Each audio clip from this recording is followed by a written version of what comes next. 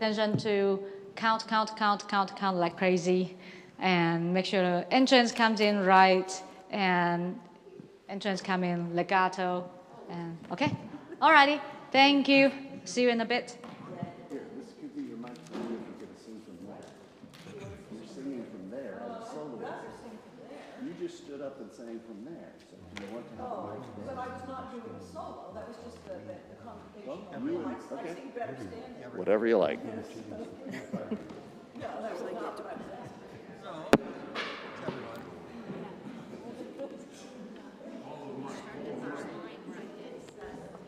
Mic wars. It's microphone wars.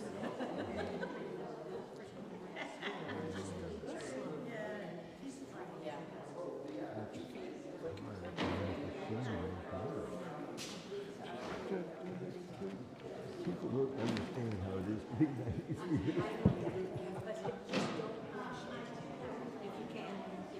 Oh, you think I'm ahead of the piano? Yes, after the first line, you get ahead. Okay. Thank you.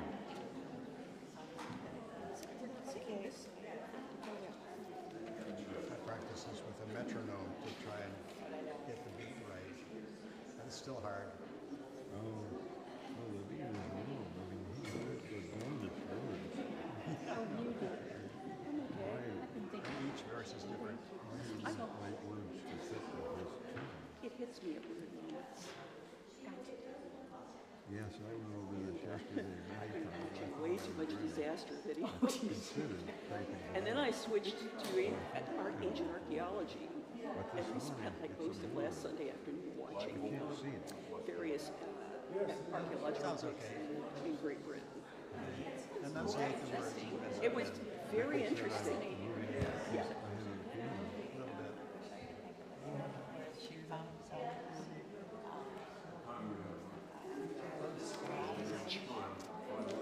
When I twist my thumb the wrong way, I have what amounts to arthritis right in there. Bronze Age relics on her property. So she's a rich landowner in Great Britain, and she gets this guy who's not authorized to really do the digging, and he finds these incredible finds. I have a question for you. I really don't have a coordinator officially. How do I get one? For the service? Yes. I think, since I would love to do it. I know you do. Joe. Okay. I'll talk to her. Joe. Because we've already had the discussion on the ashes.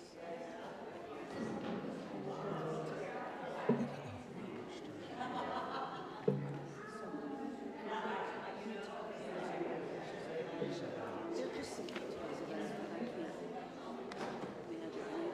I don't even know. I want to talk to a caterer and I don't know what I should do for it. Joe.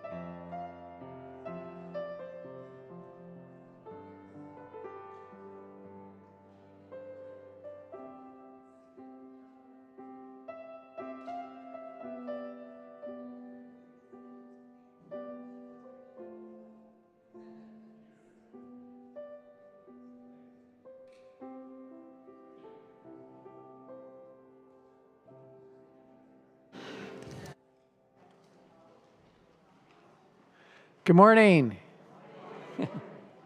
You can do better than that. Good morning. There, see, doesn't that feel good? Welcome, friends. Whether this is your first Sunday or 1,000th Sunday, I want you to know that you're welcome here. And if you're joining us for the first time or it's been a while, we're so glad to have you here and are so thankful that you can be a part of this community today and enjoy this worship service together with us. I'm the Reverend Dave Clements. I serve this congregation as their minister, and I'm just happy to be here on this beautiful day outside. I'm sure that many of you were quite saddened by what occurred nationally this week. And I just want to say that, you know, the rise of political violence, the best thing that we can do as a community and as within our own families is to find common ground. You know, I speak from knowledge of having a brother who is a Trumpster.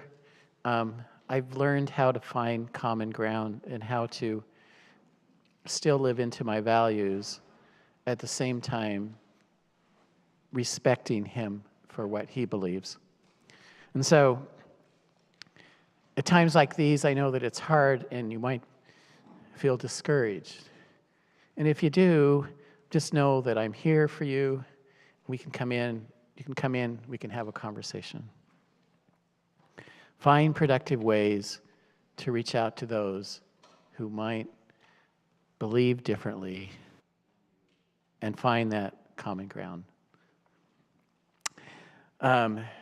And always remember, as Unitarians, we strive for the inherent worth and dignity of all people. So, now, anyone tell me what we're celebrating this month in regard to our history here at MVUC? Anybody? 70 years, yes, woohoo, isn't that amazing? Some of you are not even 70, right? But in celebrating that, there's a lot of things that are happening. And one of the things that we have is each Sunday we'll have a longtime member. And today we have Ralph, who has been a member here, the longest member, I believe, in our congregation. Isn't that right? So in a minute, we'll have him come up and just briefly share his story with us, and then he's also going to light our chalice. I know it'll be not what the order of service says, but, you know, it's okay. And part of the ways in which you can become involved, you can donate blood. We're trying to get 70 people, 70 pints by the end of the year. Everyone name tag has a star on it, and the star relates to the decade that you joined the church. So that also becomes a conversation piece when you're at coffee hour and you're looking at someone and you go, oh, their star is different than mine.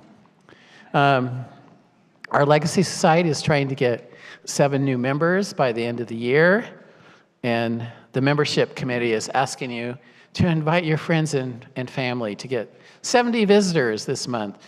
And the best Sunday, I keep telling you to do that, is the 28th.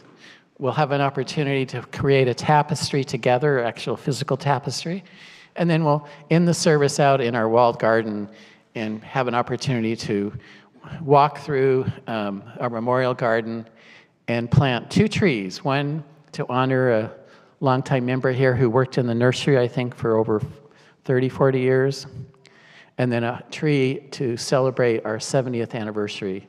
And so if you wonder, oh, I should invite my neighbor, invite your neighbor Sunday the 28th. Remember that we start at 10 o'clock. And then the last thing, if you're feeling very generous, I just invite you to increase your pledge this month by a multiple of 7. So $7, $70, $700, and those who feel really generous, $7,000.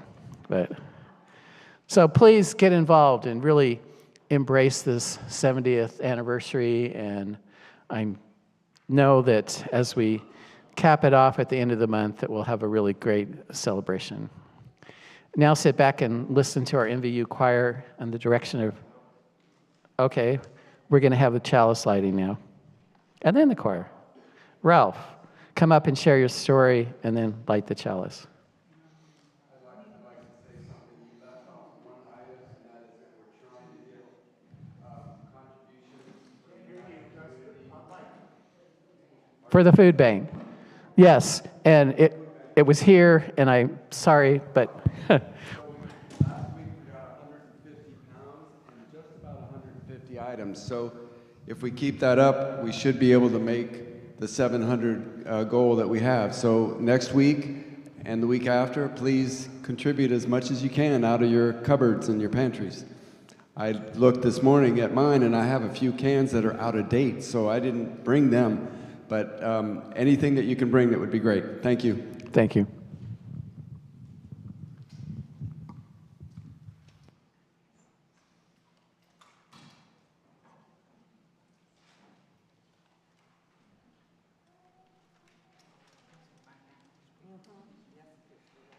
You got the mic and the podium.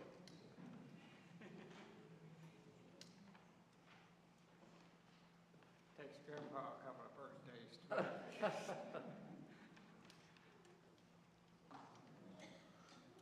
Okay.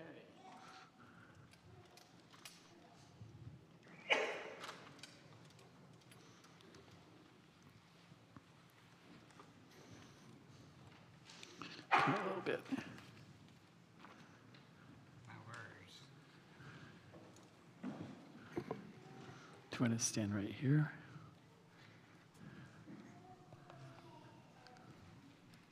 Good morning, folks. It's great seeing you all out here. I was asked Here, to, they're gonna get me another mic so it works.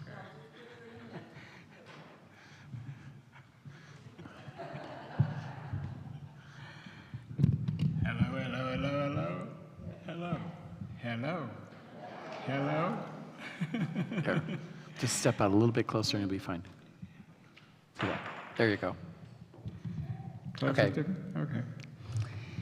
Unaccustomed as I am to this pulpit, I say hello, friends. I've known you for years. While I was stationed in Norfolk, I worked with a naval officer who was a real talker about Unitarian Universalism, Unitarianism. I had no idea what he's talking about. But then I got transferred to the Pentagon, and I came down Fort Hunt Road looking for a place to live, and there was a sign appeared, Mount Vernon Unitarian Church. Is there an angel or not? So anyway, I turned into Mount Vernon Drive, to the Windmill Road that comes up to the church, to the estate. And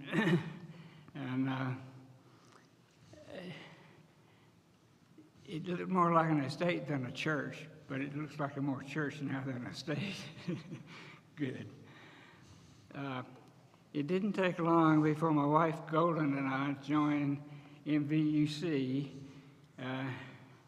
located at it didn't take long for her to join MVUC with me. During that period, services were held in the guest house, which was located at the end of the walled garden out here.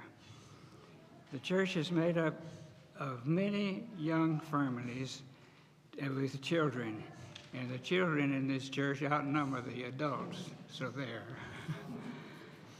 Remember clearly our last service at the guest house. We all marched up to Holland Hall, which is the name of the estate house up here, Holland Hall, and we would have services in the Holland Hall for the next, seemed like years, but it was just months. Services in the fireplace room up there. We were so excited and proud that we had accomplished our goal of building a new new chapel for our growing congregation. The decision to build the chapel was a continuous one because a lot of people had a hand in it. We had to sell our guest house and a few acres of land in order to be able to make up things. We've been offered land on Fort Hunt Road by a developer who wanted to use our property, but we rejected his offer. Aren't you glad we did? I was board chairman twice here. When Reverend Bumbaugh was here, the church had helped his wife get through divinity school, and they both wanted to be ministers of the church. But we could hardly afford 2 ministers, so they left. My children loved being here on the hill, and all the land to explore, trees to climb, and the great RE program. One Sunday when it had snowed, we canceled church and spent the day sledding on our hill. Take advantage of it. This church is right up there with me and my family and my military service as meaning how much most in my life. My children were married here. Both of them got divorces eventually. I very much enjoyed working with the greenhouse. John Stevens came to this estate the year I was born and stayed until he died. And he left a great legacy of knowledge about growing plants in greenhouses. I enjoyed enjoyed the welcoming committee. We formed a welcoming committee, and I was part of that. After the church voted to become officially a welcoming church to everybody, I participated in a service that announced my own sexual orientation as a gay man. Everyone was so supportive of me. 2 aisles were lined up with people hugging Golden and hugging me. So we are a brother of everybody. It has been wonderful to be part of this welcoming congregation with people I can share spiritually and personally over 63 years of belonging. Thank you for being there for me. I'll be there till I leave.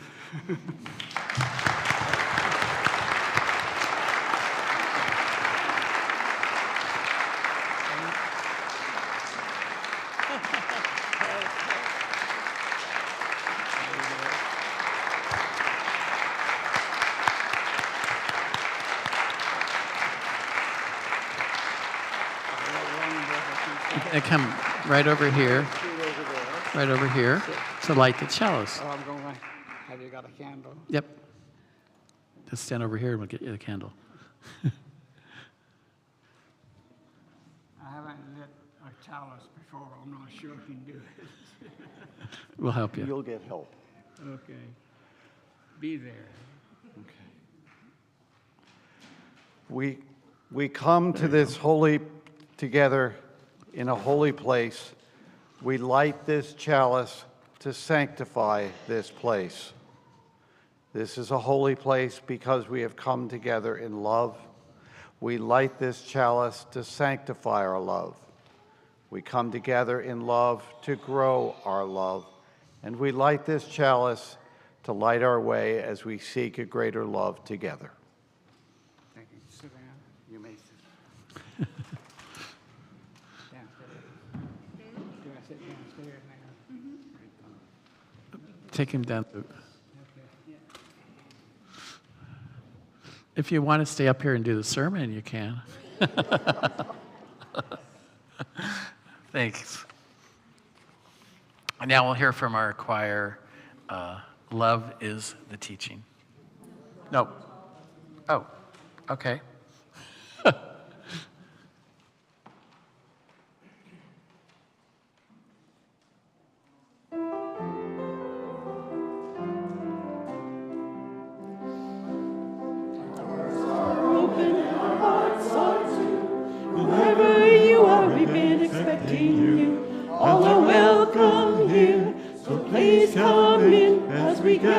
together, let our service begin. You don't need to leave your reason at the door. Please bring it in with you. That's what times are for. If you have questions, that's okay. We will search for answers. Let them lead where they may. Our doors are open and our hearts are too. Whoever you are, we've been expecting you. All are welcome here, so please come in as we gather together. Let our service begin. You don't have to leave your love at the door. Just bring it in with you. That's what hearts are for. From ever you love and you hold dear, this is your home. You will find love here. Our doors are open and our hearts are too. Whoever you are, we've been expecting you. All are welcome here, so please come in as we gather together. Let our service begin. You don't need to leave your beliefs at the door. Each of us has some, and there's room for more. No one's going to tell you what you must believe. Our faith is in people, deeds, not creeds. Our doors are open and our hearts are too. Whoever you are, we've been expecting you. All are welcome here, so please come in as we gather together. Let our service begin. You don't need to leave your conscience at the door. As a matter of fact, that's what church is for, to challenge us all to do what's right, and where we see darkness, to shine a little light. Our doors are open and our hearts are too. Whoever you are, we've been expecting you. All are welcome here, so please come in as we gather together. Let our service begin. As we gather together, let our service begin.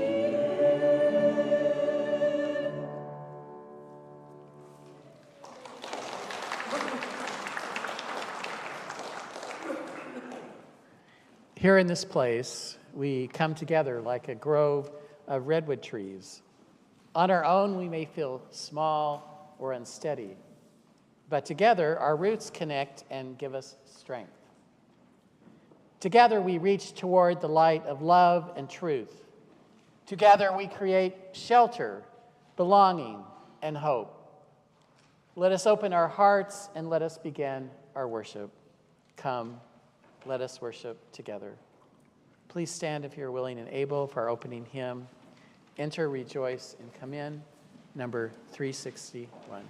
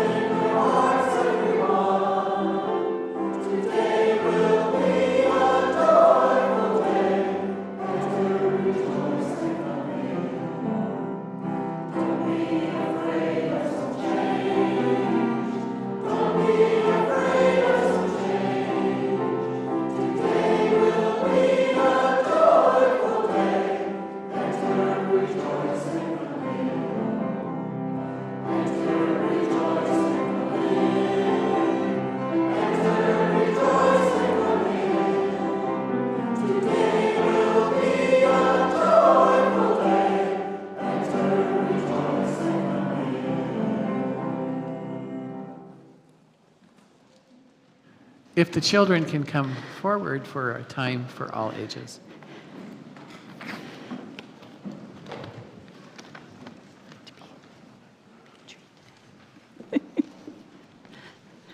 Come on up. We're going to come Go over over this this way. way. There's fewer things to have to navigate around over this way. I thought we'd take up space over here because we like that. So this is a sort of interactive story. So I have a few props. You can be a cat, but we have birds and trees for now. So if you would like to have, you can choose to be a tree or a bird. You get to pick. I'm going to take that one. Hummingbird. And anyone else who would like to join us as we go along, out that way, online, be a tree. You know how to be a tree, right? Arms up, you wave in the breeze. Or a bird, which could be your thumbs crossed. Would you like to take one? Yeah? Take. Yeah. That is a bluebird right there. Here we go. Can we pass the basket over so we have that? Blue jays. We have somebody way behind you there. So if you would like to be a bird while you're out there, this is a great way to be the bird. Or, if you really get into it, you could do that. Okay. So. Our story is the tree that stood still and the bird that dared to fly. Okay. Once upon a time, in a sunny meadow, just like out there, there stood a beautiful, tall tree. You've got a tree. Can you hold that? You could be the tree. Its roots stretched deep into the earth, drinking up water and nutrients. Its branches reached wide, giving shade to the animals below. It had been there a very, very long time, and it loved where it stood. One spring morning, a small bird landed on one of its branches. The bird tilted its head and chirped, "Tree, you are so lucky. You never have to move. You have the richest soil, the strongest roots, and the safest home." The tree rustled its leaves proudly. That's right, the tree said. I have all I need right here. But then the little bird flapped its wings and said, "You know, tree, there's a whole wide world beyond this meadow. Mountains, rivers, other forests, and so many kinds of trees. Don't you ever wonder what's out there?" The tree sighed softly. "Sometimes," it whispered, "but I'm planted right here. My roots keep me steady. I can't just get up and go." The little bird thought for a moment and then said, "I'll be your wings, tree. I'll fly out and bring the world back to you." Birds move around. And that's exactly what the bird did. Every day, the bird would soar far away and return with stories. "Tree, I saw a river that twists and turns like a silver ribbon. Tree, there's a mountain so high its top touches the clouds. Tree, I met other trees who share their shade with deer and owls and even foxes." And the tree would listen, soaking up the bird's stories like sunlight. One day, the bird asked, "Tree, do you know what's amazing? Everywhere I go, I meet creatures who live differently, but we're all connected. Your roots drink the same rainwater that feeds the river I saw a little bath in. The clouds over the mountain drift right over this meadow. We're part of something bigger than ourselves." And the tree smiled, its branches waving gently. "Thank you, little bird," it said. "Because of you, my heart now soars even through thy roots hold me here." The bird chirped happily. Chirp, chirp, chirp, chirp, chirp. Happy bird. "And because of you, tree," it's confused. "And because of you, tree, I always know where home is." And then on, the tree and the bird understood misunderstood something very important. We both need roots and wings. Roots help us belong. Wings help us grow. And when we share what we learn, we help our whole community flourish. And that, my friends, is exactly what we do here in the congregation. Our roots are the love and the values and traditions that ground us. And our wings are the dreams and courage that carry us forward. Together, we grow. Move your birds. Wave your branches. Dig those roots deep. And now I invite you to return to your seats, children. Yes. You may hold on to your bird or your tree, depending on what you got. Those are to take with you. In the family.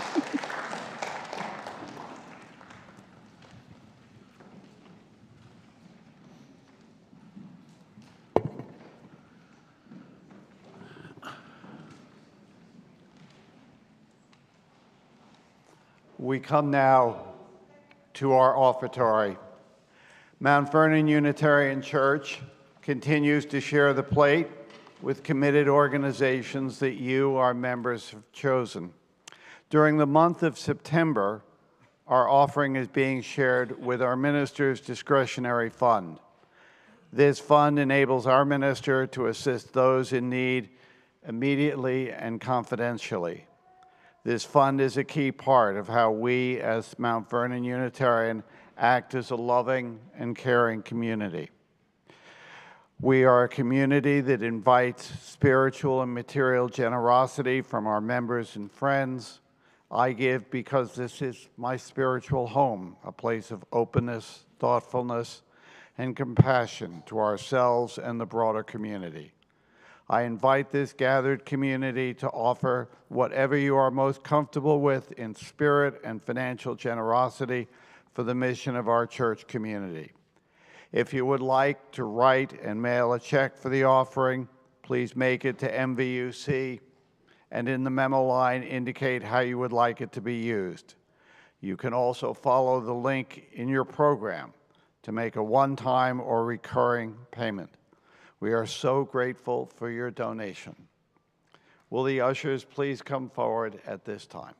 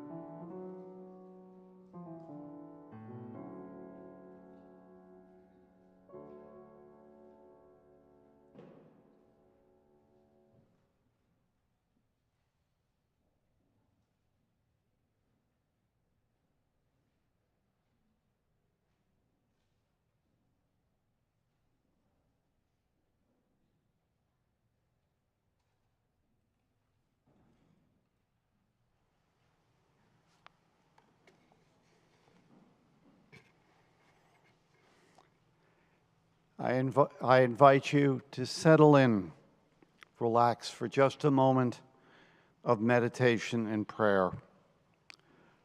Amidst all of the soul-crushing anger and brutality that has been surrounding us, let's take a moment to consider and look at the beauty that we walk through every day. As we come into church, we pass what we call weeds, lawns that may not be mowed. Walt Whitman said, "I believe a leaf of grass is no less than the journey work of the stars." So let's look at that unmowed grass, that lyre leaf sage, those knotweeds. Dana Milbank in Washington Post this week wrote, "One of the keys to that recovery that we're seeking is nurturing our innate sense of awe, the feeling we get when we contemplate something so vast and mysterious that it quiets our anxieties and ambitions and puts our differences and disagreements into perspective." Let us pause.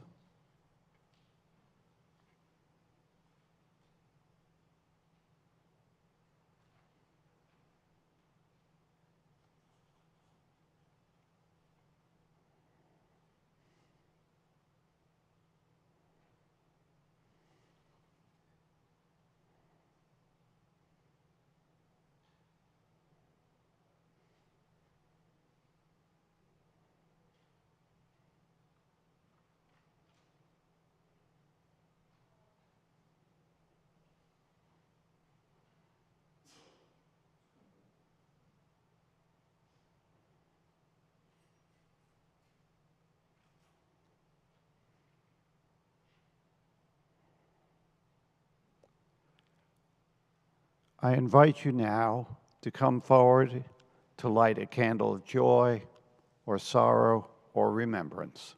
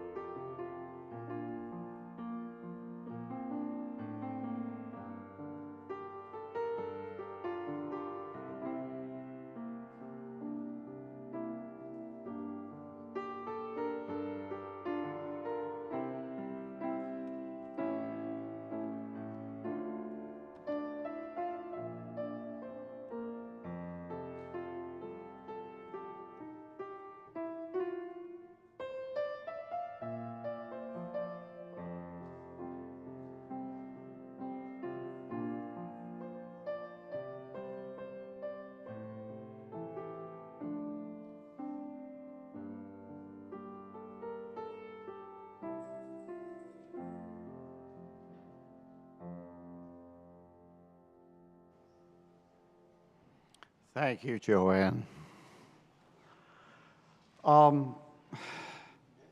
As we consider our roots and wings this morning, I wanted to share a story with you.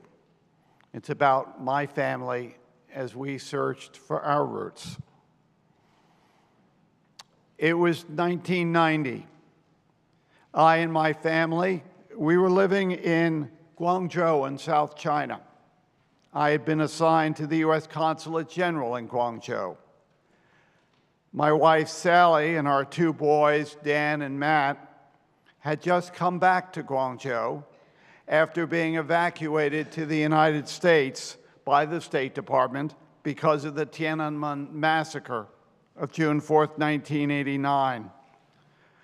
No sooner had they come back to Guangzhou than Dan and Matt, then 4 and 7 years old, announced they wanted to go home. We were just settling into our very nice apartment in Guangzhou after 3 months of separation. We didn't have a home.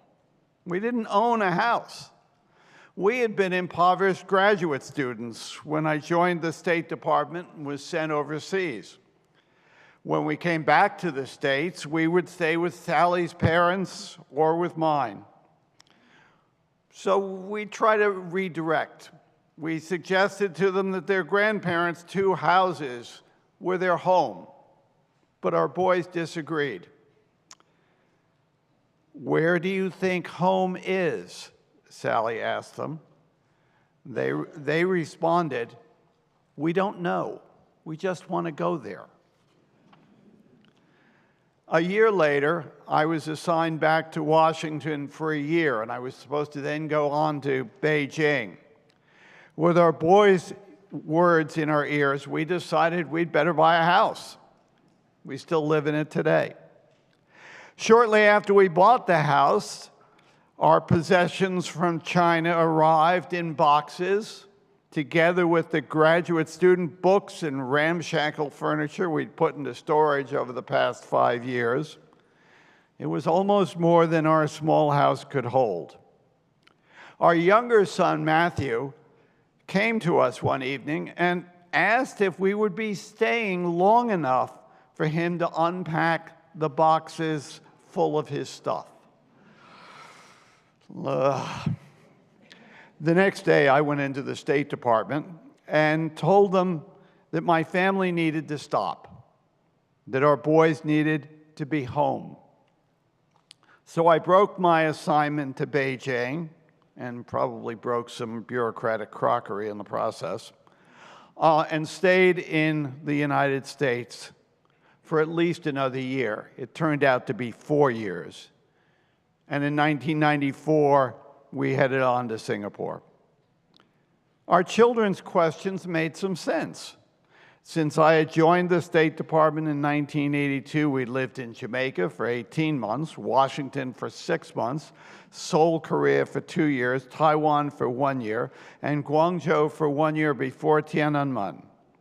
Our boys and Sally were then sent home on evacuation to stay with her parents, not knowing if they would return to China, preparing for the possibility that they would go to school somewhere in the United States while I remained in China. Then abruptly in August of 1989, the State Department turned around and said they could come back to Guangzhou for 1 more year. Dan and Matt knew we now planned to spend yet another single year, this time in Washington, before turning around and heading to Beijing for 3 years. They knew they were loved, but they were rootless. Every year meant leaving the familiar, to go to a new place with a new residence, new friends, new foods, and a new church. Each time they knew that they would never go back to the place they just left. When we headed out to Singapore, this time at least we could tell our boys that when we left home, that we would be coming back to this house. They would have the same bedrooms. They would go to the same schools, the same local swim team, the same friends, the same church. They could put down roots. And without putting too rosy a patina on those 4 years, the boys settled and they flourished. We went to Singapore for 3 years, came back to Washington in 1997. Sally and our older son, Daniel, came home first so that he could have residency and time to apply for high school. And they began doing the things you've got to do when you get back home. They drove to the local swim club over in Hayfield, and the swim team that they'd competed on when they were here from 1990 to 1994. We had to renew our membership, fine. So Sally and Daniel walk into the swim club, and one of the other mothers looked up, saw Daniel, and said, "The Keegans are back. Now we have enough swimmers for our 15, 18-year-old boys relay team." Dan would swim freestyle. By the way, where's Matt? We could use him to swim butterfly. Sally promised that Matt would be arriving in a couple of weeks. A day or two later, she and Dan went to our church. Everyone welcomed them, wanted to hear their stories. So, what do Sally and I take from this? Roots are places, yes, but even more, they're communities. A familiar place can be comfortable, but we flourish and grow in communities with people to whom we make commitments. And now, if it's all right, I'd like to share a poem entitled Roots and Wings. It's by Sedona Maria. The roots of my soul burrow deep. The storm winds push and pull. My roots dig and grasp, fed on the spirit in my soul. When my roots release, allowing the wind to seemingly win, my wings spread, my shyness shed, revealing the dragon I have always been, not a fragile winged butterfly. Then against the hurricane's currents and headwinds I will fly. For this apocalyptic future is and always has been a lie.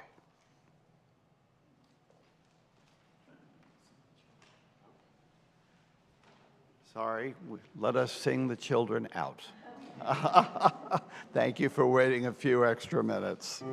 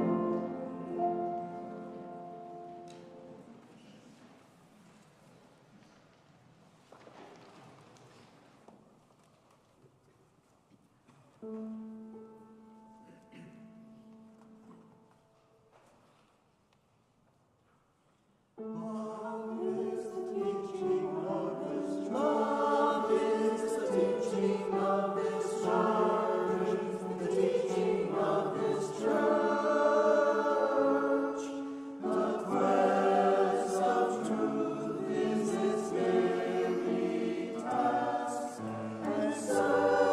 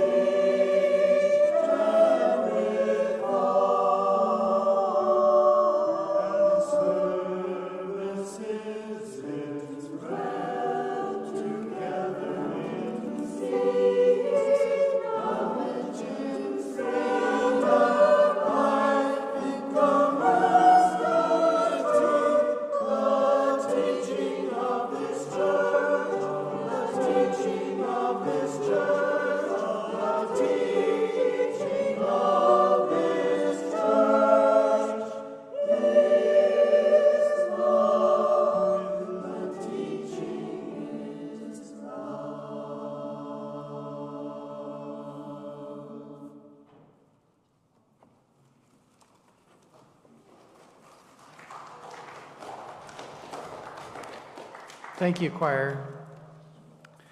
There's a quote that I really enjoy.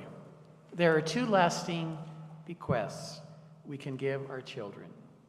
One is roots, the other is wings. Friends, when I first heard this quote years ago, it struck me as a profound wisdom for parenting.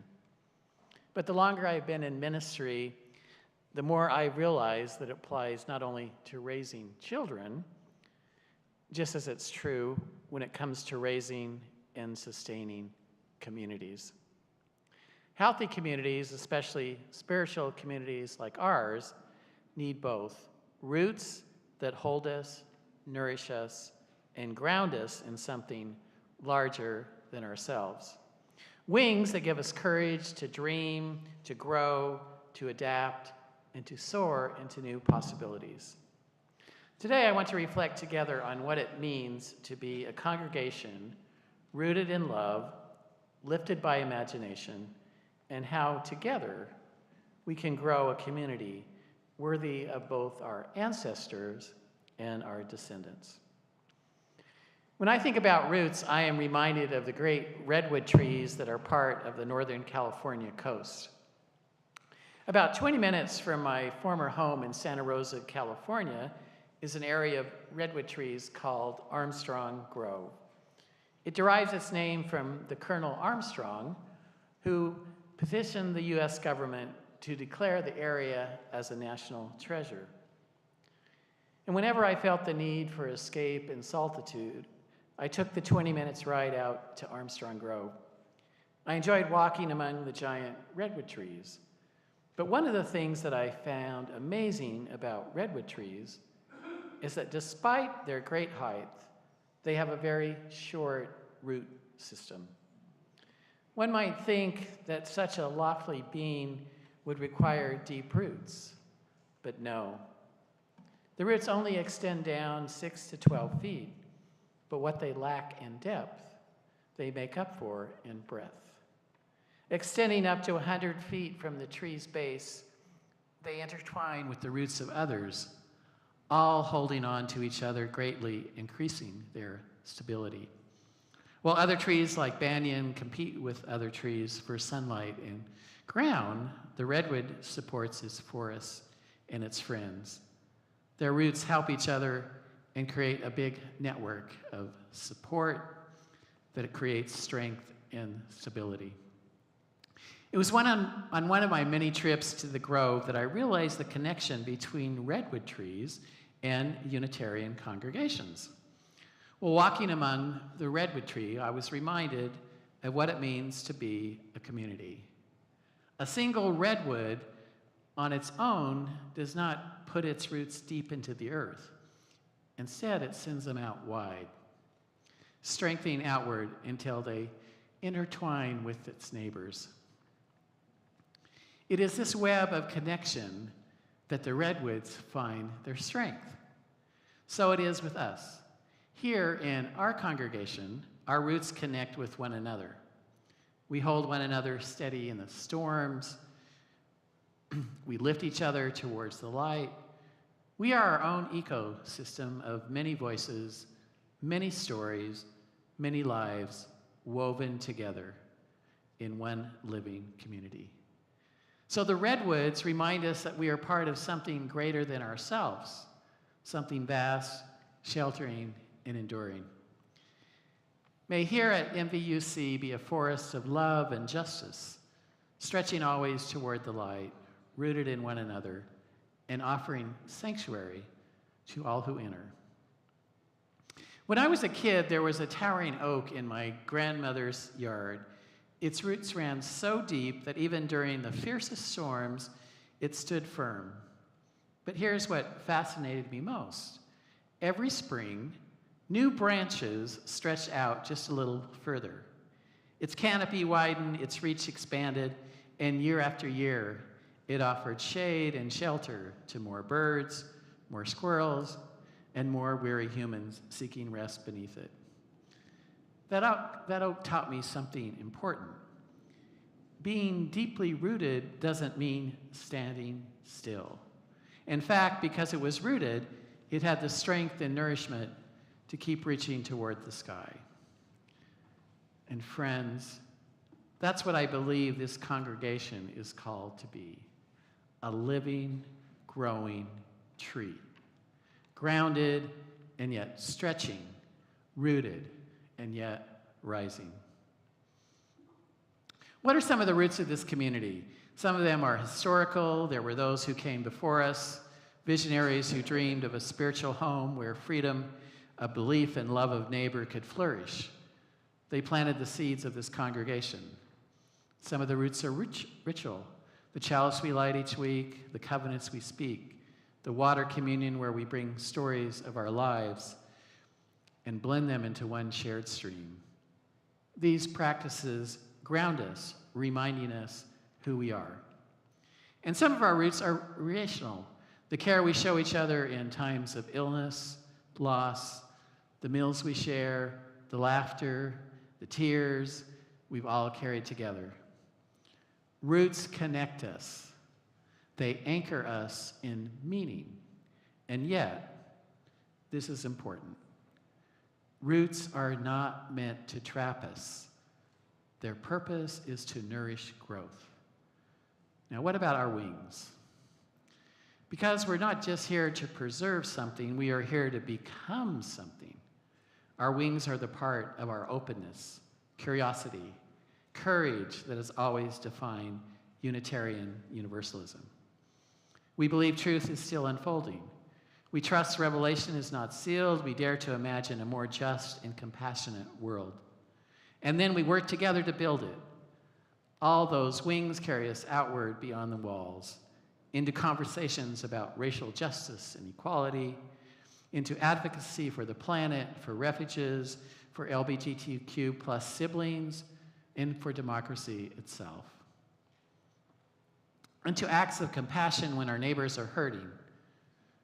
The world is changing rapidly, and communities that cling so tightly to how we always have done it risk becoming brittle. Our wings remind us to be alive is to be in motion. And what about the dance between roots and wings? Well, here's the tension and the beauty. The roots and wings need each other.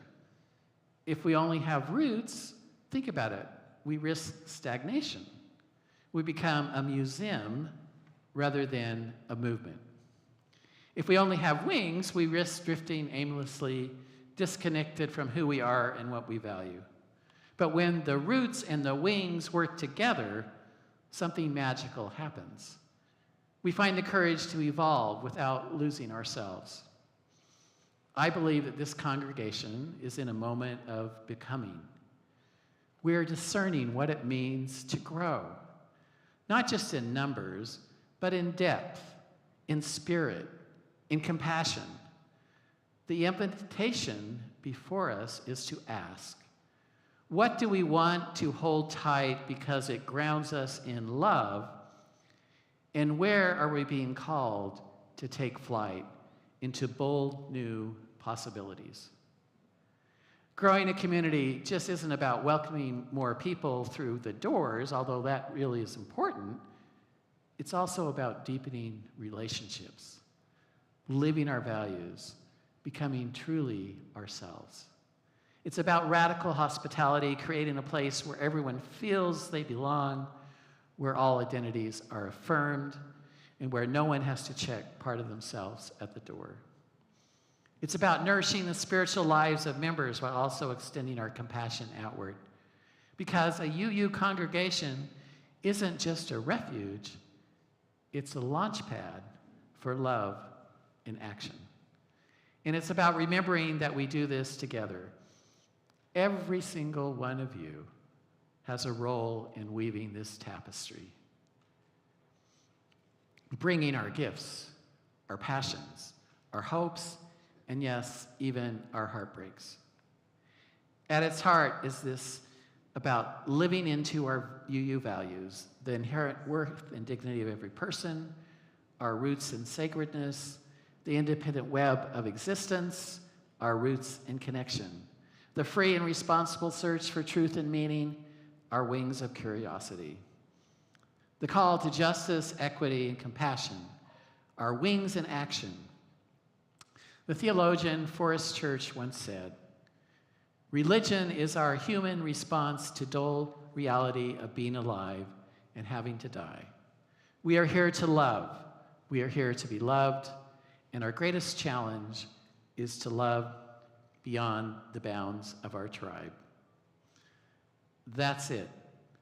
That's the work, to deepen our roots in love within this community and to spread our wings beyond it. Friends, imagine for a moment the roots beneath us, intertwining and strengthening, holding us steady through whatever storms may come. And now imagine the wings, stretching wide, lifting us into possibility, carrying us toward a future we cannot yet fully see, but dare to hope for. May we be grounded. May we be courageous. May we grow always in love. And may it be so. Please stand if you're able for our closing hymn, number 1028, Fire of Commitment.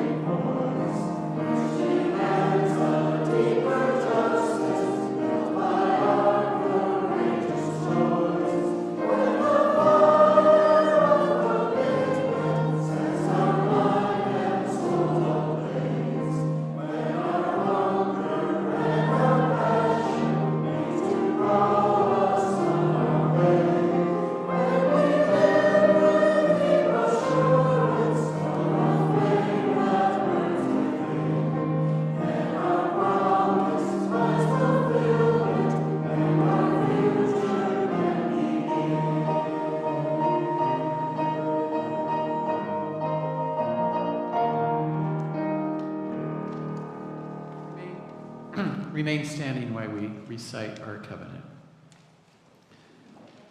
Love is the teaching of this church. The quest of truth is its daily task, and service is its prayer. To dwell together in peace, to seek knowledge in freedom, to serve life in community, to the end that all souls shall grow in harmony.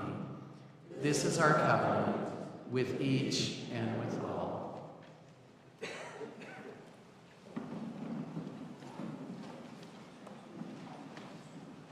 And if you would, please join me in the words we say each week as we recommit ourselves and extinguish our chalice. We extinguish this flame, but not the light of truth, the warmth of community, or the fire of commitment. These we carry in our hearts until we are together again. As the redwoods stand tall, rooted together in strength and grace, so may we go forth rooted in love, connected to one another, and reaching always toward the light of truth and compassion. Go in peace, held by this community, and may your life be a shelter and a blessing to the world. Amen, and blessed be. And I invite you to sit and listen to the music. David and I will make our way out into the commons area where you can stop by and chat. When the music stops, feel free to exit.